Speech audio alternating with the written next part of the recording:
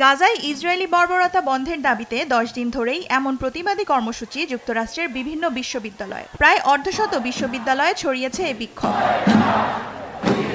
24 ঘন্টায় আটক করা হয়েছে শিক্ষক, শিক্ষার্থী, রাজনীতিবিদ সহ 1.5 শতাধিক মানুষকে। যত দ্রুত সম্ভব এই যুদ্ধের অবসান হোক, ফিলিস্তিনিদের প্রতি সহানুভূতি জানাতেই এই বিক্ষোভে যোগ দিয়েছি। আমি ইহুদি হলেও গাজার এই বর্বরতা কোনোভাবেই সমর্থন করি না। যত দ্রুত সম্ভব এই অন্যায় যুদ্ধ বন্ধ হোক। বাইডেন সরকারকে বলবো তেল আবিবকে সামরিক সহায়তা বন্ধ করুন।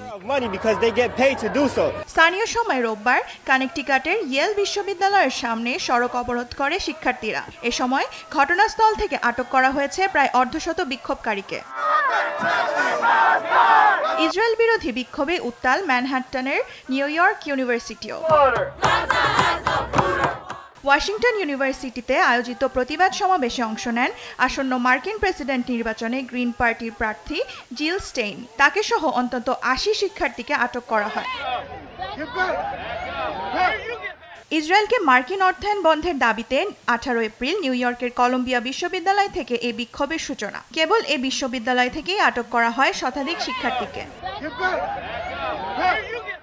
এদিকে রিয়াদে ওয়ার্ল্ড ইকোনমিক ফোরামের বৈঠক থেকে দ্রুত অস্ত্রবিরতির দাবি জানিয়েছে সৌদি আরব।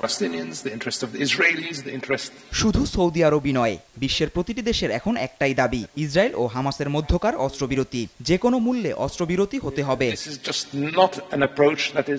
অবশ্য আন্তর্জাতিক গণমাধ্যম বলছে মিশরের মধ্যস্থতায় নতুন করে অস্ত্রবিরতির আলোচনা শুরু হচ্ছে, যে বৈঠকে অংশ নেবে ইসরায়েল ও হামাসের নেতারা। দেওয়ান মুবাশশিরা হোসেন, নিউজ ডেস্ক, দেশ টিভি।